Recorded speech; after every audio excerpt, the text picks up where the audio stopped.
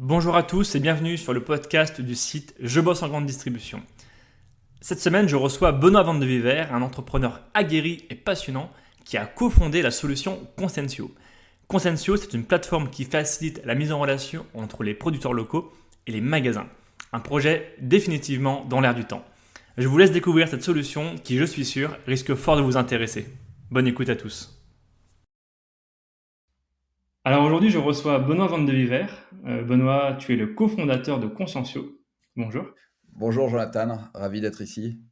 Je t'en prie. Alors, Consciencio est une solution qui digitalise les relations entre les producteurs, les grossistes et la grande distribution. Donc, un sujet qui est parfaitement dans l'air du temps. Mais avant de parler de Consciencio, je vais forcément te demander de te présenter. Alors, qui est Benoît Van de Viver et par quelle étape professionnelle es-tu passé? Alors, Benoît, donc je suis le cofondateur de Consensio.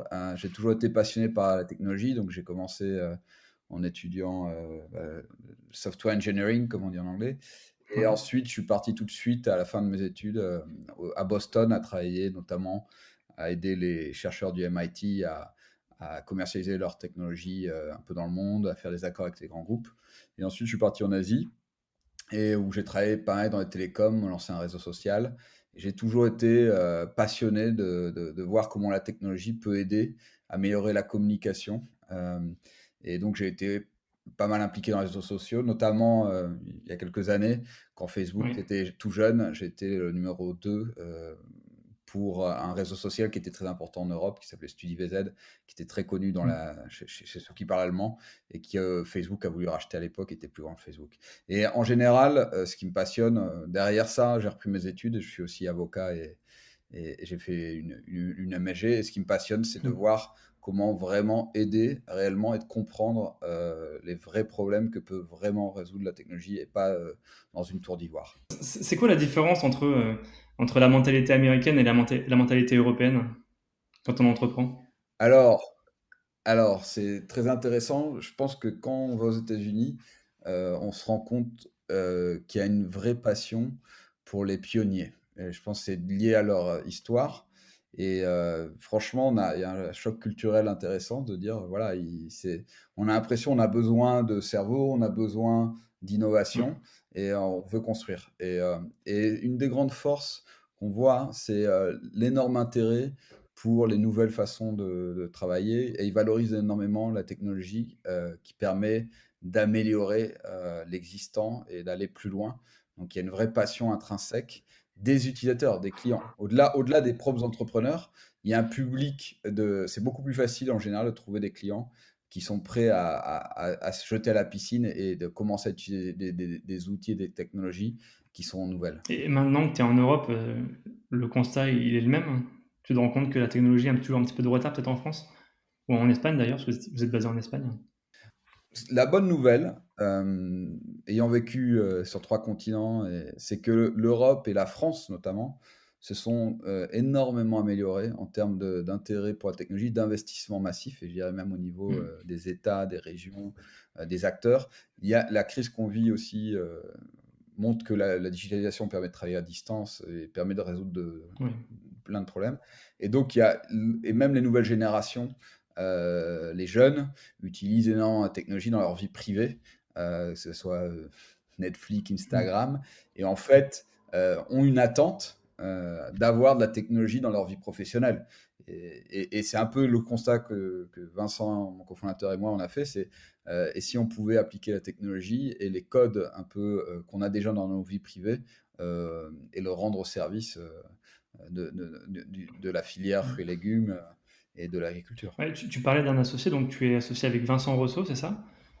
Tout à fait. Donc Vincent Rosso a cofondé BlaBlaCar. Il est plus connu en Espagne parce qu'en fait, il a lancé la filiale espagnole qui était la première à avoir le nom BlaBlaCar. Et c'est très intéressant parce que quand il a en France, on est habitué à l'autostop, même si c'était un Mmh. peu un mouvement sur le côté, mais en Espagne, personne ne faisait l'autostop. Il n'y avait pas du tout la culture de l'autostop. Et si tu faisais de l'autostop en Espagne, personne ne te prendrait.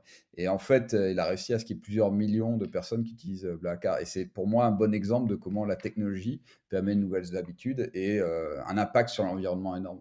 Ça fait de vous un binôme plutôt, d'entrepreneurs aguerris, j'ai l'impression, à la fois entre un entrepreneur qui a déjà fondé quelque chose d'assez concret, en Espagne et puis toi, un profil plutôt tech. J'imagine que vous vous complétez assez bien? Ouais, c'est je pense la clé de l'innovation, c'est finalement, des femmes et des hommes, des équipes et la plupart des entrepreneurs, en tout cas Vincent et moi, ce qu'on aime, c'est l'équipe qui est construite Ouais. derrière, les gens qu'on rencontre, les gens motivés, les premiers utilisateurs, les clients. Donc c'est vraiment une aventure humaine derrière la technologie et il y a une complémentarité, non seulement de savoir-faire, je dirais technique, mais il y a une complémentarité aussi de façon de penser Ouais. qui est vraiment la clé de la créativité, en fait, de voir les choses différents angles. Donc, ceux qui veulent entreprendre, je recommande toujours Mmh. d'essayer d'avoir de bons cofondateurs qui est un pilier très Et fort. c'est important de bien s'entourer. Alors, vous avez, lancé Consensio, qui est une plateforme qui facilite le commerce entre les producteurs locaux et la grande distribution, entre autres, hein, mais tu vas me le confirmer. Moi, j'ai eu l'occasion notamment d'aller rencontrer plusieurs chefs de rayon qui utilisent déjà la solution. Alors, d'où vous êtes venue cette idée? Alors, en fait, c'est en parlant d'innovation, nous, on a voulu d'abord, quand on s'est connus, Vincent et moi, on avait l'idée générale d'améliorer, l'achat-vente, en Oui. gros, hein, et en grande quantité parce que, quand tu achètes 1 kilo de tomates, en ligne, tu as souvent une meilleure expérience que quelqu'un qui doit acheter Mmh. 20 camions de tomates et c'est ça qu'on voulait changer. Et au lieu de se mettre à faire un produit concret et se mettre à coder, comme on dit, hein, on a voulu d'abord passer énormément de temps avec la filière. Donc, on est allé sur plein de marchés gros. On est allé à OK. Rungis, on est allé à Mercabarna, Mercamadrid, on est allé à Hambourg.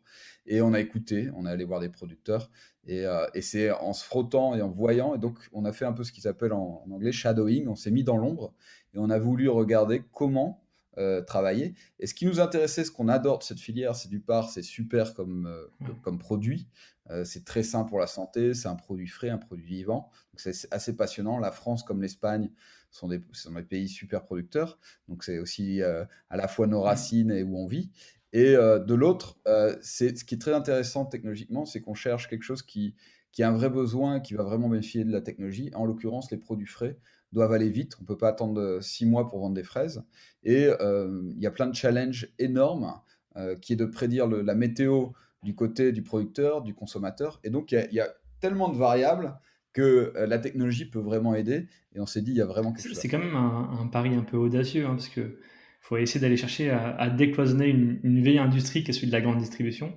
Comment vous parvenez à les convaincre justement d'adopter votre solution? Alors déjà, j'ai envie de dire, c'est leur produit parce que il y a un travail d'écoute et ceux qui j'invite tous ceux qui sont de l'industrie à nous Ouais. contacter, à nous partager un peu leur vision et leur vie quotidienne. Et donc, en fait, c'est le produit à travers le produit, c'est, plein d'échanges et de feedback qu'on a eu, des propres utilisateurs. Donc en fait, c'est coproduit avec eux, et c'est ça qui permet de les convaincre et notamment ce qu'on s'est rendu compte dans la filière fruits et légumes, c'est que déjà, le concept de supermarché est un concept qui était des années Mmh. 60-70.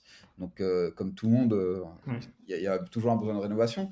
Et ensuite, le métier du responsable de rayon fruits et légumes et plus largement produits frais a des contraintes assez spécifiques n'ont pas les autres rayons. Et donc, les logiciels, les outils qu'il a ou qu'elle a vont être peut-être plus génériques et ne vont pas forcément répondre à toutes ces attentes. Ensuite, donc par exemple, qu'il n'y a Mmh. pas de code barre sur une tomate, que si on achète 6 mois de tomates, on a un vrai problème, alors que si on achète 6 mois de Coca-Cola ou d'un autre produit, on peut toujours le rendre ou le stocker. Donc il y a toute une Ouais. dynamique, les prix changent, la disponibilité des produits, il y a des saisons, donc il y a toute et c'est sur cette base-là qu'on a fait l'outil et qui nous permet finalement d'affiner, d'offrir plus que peut-être les problèmes aujourd'hui. Ensuite, nous, on a vraiment une notion de communauté. Donc, ce qu'on veut, il y a d'ailleurs dans Consensio la possibilité de faire des groupes, c'est que il y a un dialogue permanent et faciliter le dialogue entre les producteurs locaux, notamment, par exemple, Kilomètre Zéro, et les acheteurs. Et il y a une vraie, au-delà des clichés, il y a un vrai intérêt de comprendre mieux l'autre et Ouais. pour rendre un meilleur service au consommateur final, parce que finalement, il y a tellement de produits qu'il y a énormément d'informations échangées. Consenso, c'est une boîte espagnole, on est d'accord, hein. Vous avez commencé votre implantation, dans la grande distribution espagnole. Comment s'est passée cette intégration? Alors, Ouais, effectivement, pour raison personnelle, je suis allé vivre, à Barcelone et j'ai bien aimé, je suis resté. Barcelone qui est à 1 heure et demie de la France, donc Oui. avec énormément de Français qui vivent là. Pour moi, c'est une société européenne, et d'ailleurs, Vincent et moi, on est français, on est actionnaires, donc c'est une Mm. société, européenne, et donc on travaille autant avec la France et l'Espagne. L'Espagne, on a eu, je dirais, on a avancé assez vite avec les producteurs et qui exportent finalement énormément. Mm. Et la France a une bonne réception, a une grande distribution très ouverte et notamment, il y a pas mal de diversité parce qu'il y a beaucoup de franchisés et les franchisés ont Oui. souvent une certaine liberté d'action. Et en France, et pour revenir un peu à ce que tu disais avant, est-ce que la France s'est améliorée sur l'adoption de l'innovation? Je dirais oui, parce que le kilomètre zéro, le producteur local, c'est une forme d'innovation qui a besoin d'innovation, notamment de Consensio, qui permet de décentraliser le processus d'achat et de parler, de dialoguer sans bureaucratie avec les producteurs locaux. Et on voit que c'est une tendance en fait qu'a créé la France notamment et qui est en train d'arriver en Espagne et notamment par les chaînes de supermarchés Oui. françaises qui sont en Espagne, puisqu'il y a beaucoup, il y a Auchan, Carrefour et même Dia a des actionnaires français. Donc en fait, on voit une vraie influence des supermarchés, des marques françaises en Espagne et je pense dans toute l'Europe, ayant voyagé un peu dans d'autres pays, on est quand même Mm. pionnier en France Ouais. sur les chaînes de supermarchés. On peut les citer justement, les enseignes avec qui vous travaillez? Oui, bien sûr. Alors, il y a, je dirais, notamment en France, au jour d'aujourd'hui, la plupart, hein, Ouais. je peux me tromper, mais donc Leclerc, Système U, surtout les franchisés, il y a Intermarché, il y en a d'autres. Et ensuite, souvent, il y a 2 approches, hein. On a beaucoup la vague initiale de Consensio, c'est utilisé énormément aux responsables de rayon qui achètent en direct, mais on a aussi un travail déjà, je dirais, de digitalisation entre qui est la relation des grandes coopératives, des grands grossistes, qui ont une capacité d'alimenter le central, et les supermarchés. Donc aujourd'hui, on est en dialogue avec tous les acteurs, et après, le dialogue peut être différent, parce que parfois, ils ont résolu un problème, et ils en ont un autre, et vice-versa. Donc, et le produit évolue. Nous, c'est un produit vivant aussi, Consensio. Donc, chaque mois, on a une nouvelle version qui est basée sur du feedback. Et plus on a d'utilisateurs, plus on peut améliorer le produit de manière Mm. correcte parce qu'on a un feedback réel et non théorique. Pour les auditeurs qui ne connaissent pas Consensio, concrètement, comment ça fonctionne? C'est une plateforme de mise en relation, mais après, comment je me connecte et comment je passe commande? Je peux contacter directement des producteurs, c'est ça? Alors, bah, dans l'App Store de Apple comme de Android, Oui. tu tapes Consensio, Consentio, tu peux télécharger, t'enregistrer, et si tu es responsable des rayons, tu l'indiques et voilà.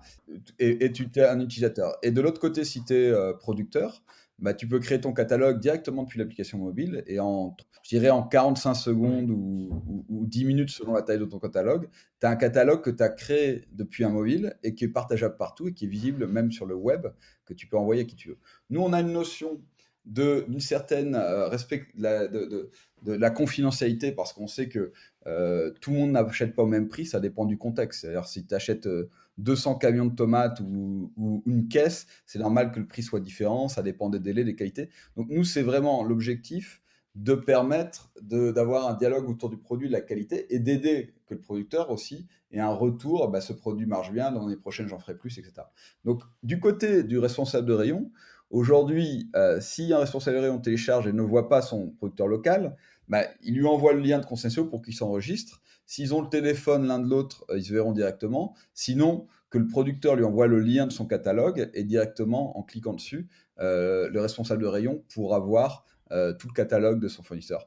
Pourquoi? Parce que c'est un peu comme un Dropbox ou un fichier, c'est-à-dire que le producteur décide, ou la coopérative, avec qui il partage l'information. C'est Ouais. comme aujourd'hui, où c'est fait en format Excel ou PDF ou par email. Ben là, il envoie le lien à tous ses clients habituels. Ça veut dire que n'importe quel producteur peut se connecter à la plateforme et choisir avec qui il va travailler, c'est ça? Exactement. Et en fait, nous, on se focalise à ce stade sur la digitalisation des relations existantes. Pourquoi? Parce qu'il y a une confiance, il y a une habitude. Et donc, l'idée, c'est de permettre, au lieu d'avoir un PDF, un Ouais. fax, c'est que le producteur va envoyer une liste qui peut être directement connecté à s'il a un système de gestion, un ERP, ce qu'on appelle parfois, va pouvoir envoyer son catalogue et les prix sont mis à jour automatiquement. Et le responsable de rayon peut commander comme quand on commande en ligne au niveau personnel. Et derrière, ça permet de voir l'historique des commandes, de répéter une commande, d'avoir des statistiques comme acheteur ou comme vendeur, et de simplifier en fait le process et de voir, et pour l'acheteur, bah, si tous ses fournisseurs passent à Consensio, d'avoir un seul outil pour voir toutes ses commandes passées, son Tu historique. parles de simplification, mais tu parles aussi de. On peut parler aussi de gain de temps finalement, parce que avant le chef de rayon, il fallait qu'il monte dans son bureau, aller consulter ses mails, ou voire même répondre au téléphone. Là, finalement, tu as une plateforme directement consultable depuis un smartphone. Et là, le chef de rayon, il peut choisir, commander lui-même ses produits depuis son rayon. Ouais, le but, c'est effectivement le gain de temps, et c'est que Mm. comme c'est une application mobile, quand tu es dans le rayon, tu peux consulter sans sortir de ton rayon tous les produits et les commander directement depuis ton mobile. Donc c'est très pratique et tu gagnes énormément de temps. Ouais, je lisais une interview de Vincent Rousseau juste au moment de préparer l'interview, et il disait que c'était un peu le WhatsApp du commerce. On est un peu dans ce système-là. Oui, on pense effectivement que historiquement, nous, quand on a été observé tout le monde, c'est que finalement, tout le monde se parle dans plusieurs canaux séparés. Je te parle par téléphone, par WhatsApp ou d'autres outils. Ensuite, je t'envoie un PDF ou un Excel ou un mail avec l'info. Mm. Ensuite, chacun doit rentrer dans son ordinateur l'information. Donc, en fait, il y a plusieurs fois des ressaisies d'informations de chaque côté dans leur système. Donc, il y a Mm. plein de pertes de temps. Et l'idée, c'est, on met tout dans un seul. Donc, dans Consensio, tu peux créer des groupes, tu peux chatter comme WhatsApp, effectivement. Mais en plus, tu vois un bouton acheter, et de l'autre côté, tu vois un bouton vendre.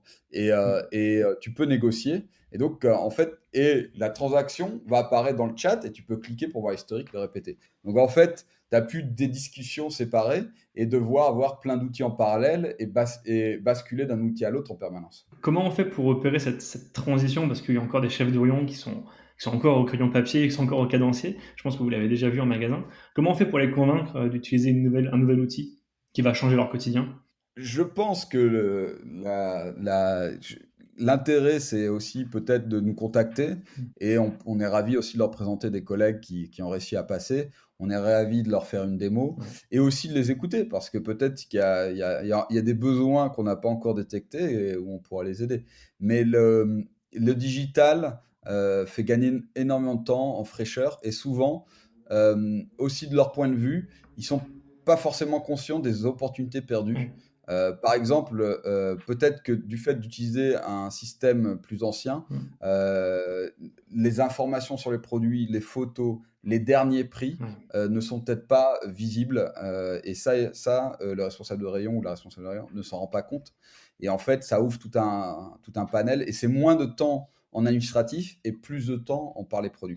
Nous, ce qu'on voyait aussi, c'est que si c'est seulement par téléphone et j'écris sur mon calepin, ce que tu écris sur ton calepin, il y a que toi qui le vois, et tu as dû faire le geste. Donc Mm. peut-être que de l'autre côté, la personne a écrit quelque chose d'autre sur le calepin et il y a des erreurs et des mécompréhensions.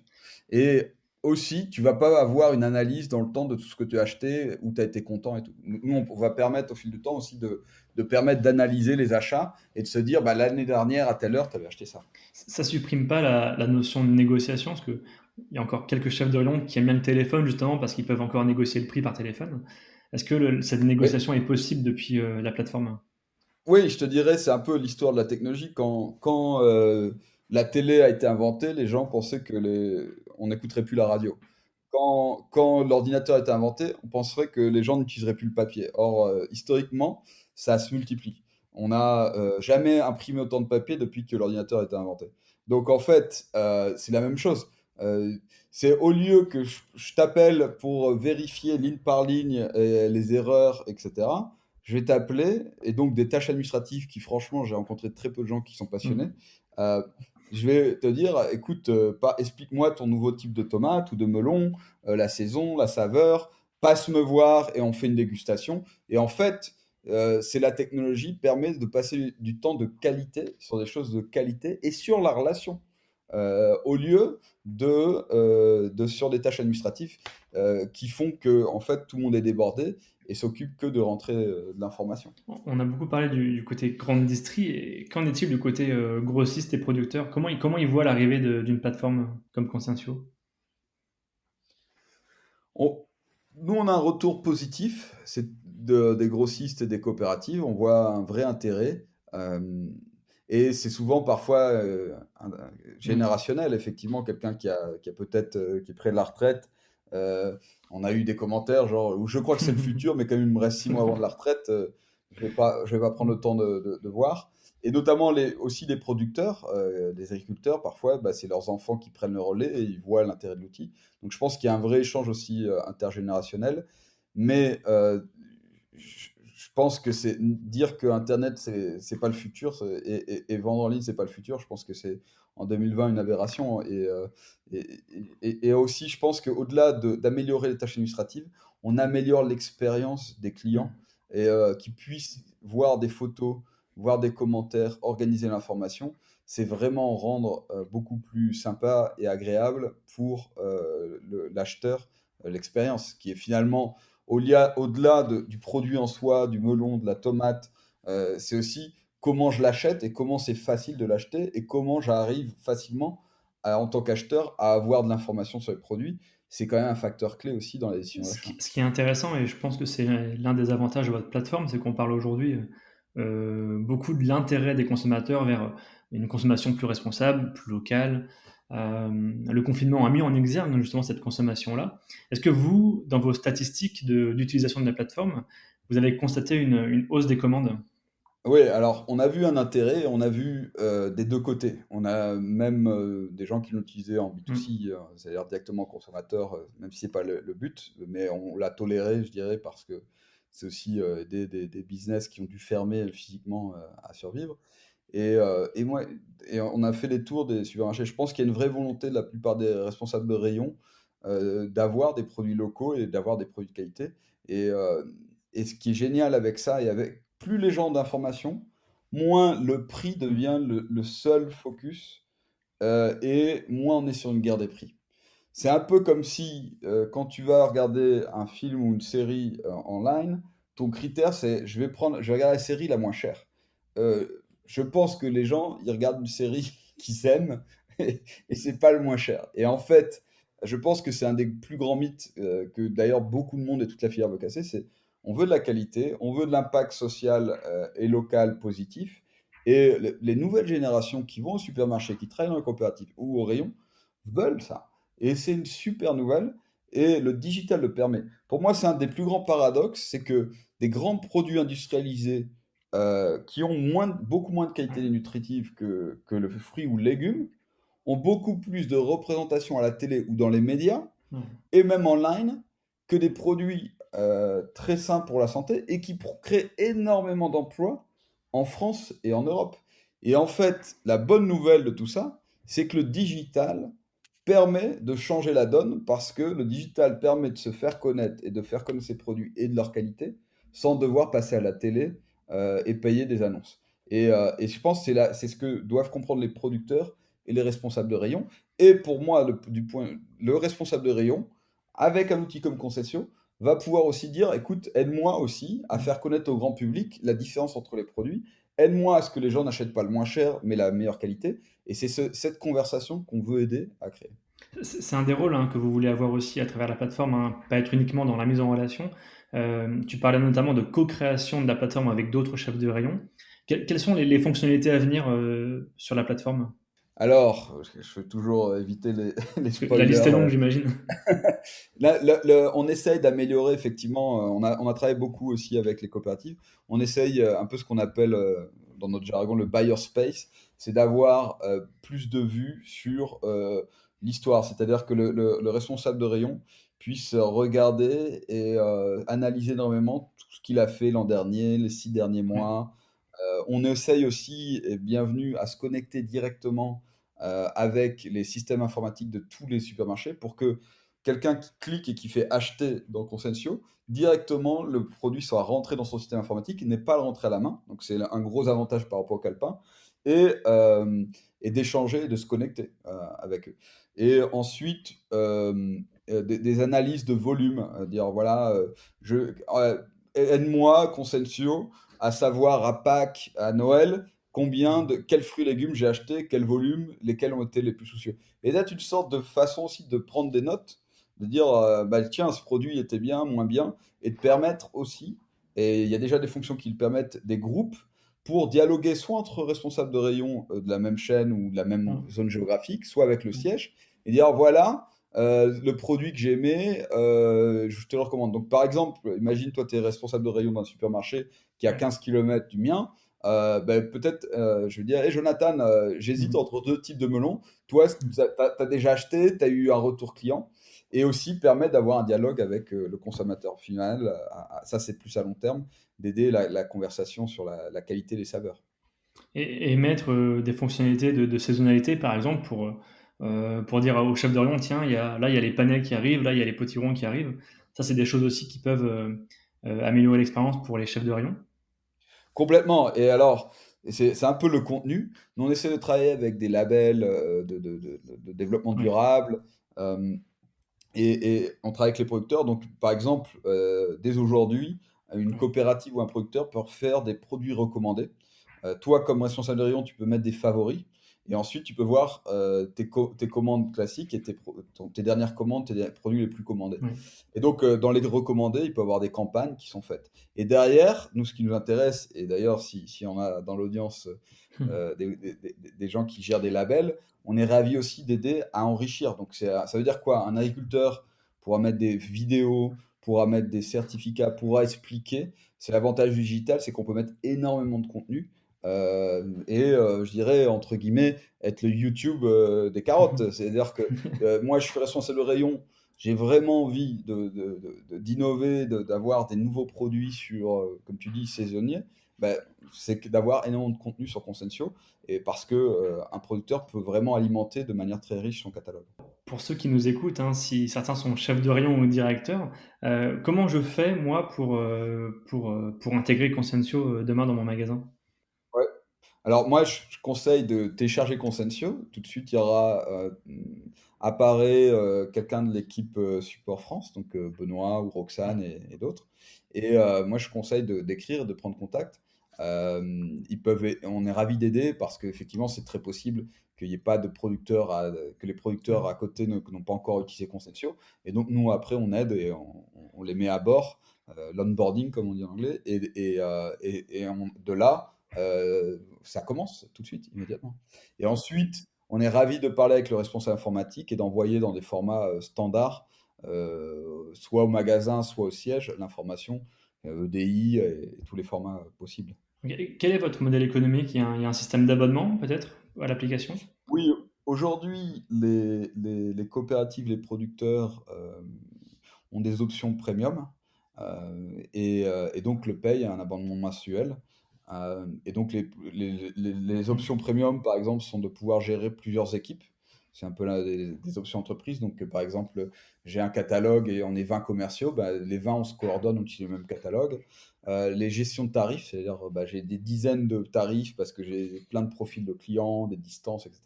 Donc ça, c'est aussi une fonction premium. Et par contre, un producteur qui est dans une seule région, qui est tout seul, il va pas avoir besoin, il pourra utiliser une version gratuite qui sera plus limitée. Et on essaye de prendre en compte aussi les ressources financières de ceux qui utilisent Consensio. Aujourd'hui, si c'est pas indiscret, vous avez combien de magasins dans votre portefeuille, si je puis dire? Aujourd'hui, c'est plusieurs dizaines, hein, c'est en France seulement Mm. et ailleurs. Et on parle avec les sièges, donc quelque part, on est connecté aussi avec les sièges qui représentent plusieurs Ouais. centaines de magasins. Et souvent, en fait, c'est pas blanc et noir l'innovation. C'est-à-dire que si on travaille avec un magasin ou on travaille avec un siège, Mm. c'est un dialogue parce qu'en fait, on déploie des fonctionnalités et de plus en plus. Donc en fait, parce qu'il y a un temps de prendre en compte Ouais. les problématiques et les besoins de cette chaîne-là. Et donc, on peut imaginer demain, un siège régional ou national se met à utiliser Concessio et on peut peut-être se dire, bah, on va commencer avec 20 magasins, de motiver, génération Mm. Instagram, et ensuite on déploie. Et je pense que c'est très important, justement, qu'on ait des responsables de rayon, ça fait très plaisir, et même je dirais en voyant ton média, hein, Je bosse en Mmh. distribution, c'est toute une génération digitale. Donc en fait, en nous contactant, en téléchargeant le consensus, en donnant du feedback et en essayant, ils contribuent à l'innovation, ce qui va bénéficier directement aux responsables de rayon, parce que plus on a de feedback, plus on améliore, plus on a d'usage, plus on peut accélérer l'innovation. Et donc c'est un phénomène boule de neige positif. Le podcast, touche à sa fin. Quels sont les grands projets de Conscientio là pour 2021? Alors les grands projets de Consensio, c'est d'avoir la capacité de dialoguer, d'utiliser Ouais. encore plus la, la plateforme pour avoir plus de retours. De l'autre, c'est aussi permettre plus facilement des groupes on va améliorer le chat et les groupes pour que quand les responsables de rayon veulent échanger de l'information entre eux sur un produit, sur une expérience, sur un fournisseur, se recommander, bah, ils pourront le faire très facilement. Et l'autre aspect, c'est aussi améliorer les capacités de collaboration des achats. Donc, par exemple, s'il y a un groupe de franchisés qui veulent partager l'information de leurs achats, le grouper, ça sera aussi de plus en plus Mmh. facile d'avoir un espace partagé où un acheteur peut acheter pour plusieurs magasins, ou plusieurs acheteurs peuvent voir les achats les uns des autres, notamment. Donc permettre de plus en plus la collaboration, parce qu'on voit qu'il y a une vraie volonté de se collaborer à la fois sur l'infoproduit, sur les achats. En tout cas, c'est un très, très beau challenge. Oui, alors je pense que la grande opportunité pour la France et pour le secteur, Mmh. c'est de mettre en avant la qualité de ses produits, de collaborer sur l'information des produits. Et je pense Ouais. que la filière a une énorme opportunité de monter en valeur, ce qui Mmh. va bénéficier à toute la filière, et qui va pouvoir profiter de la passion, je dirais même des consommateurs qui aujourd'hui se focalisent de plus en plus sur les qualités gustatives et les qualités environnementales des produits. Donc il y a une vraie vague à profiter, et la digitalisation est clairement une bonne moyen de communiquer entre tous les acteurs. En tout cas, merci à toi Benoît pour, cet échange, c'était très intéressant Merci à toi, Jonathan. et pour rappel pour notre audience, donc Consensio, Consentio pour vous connecter à l'application ou sur le site web. Merci Benoît, à bientôt. Merci, à bientôt.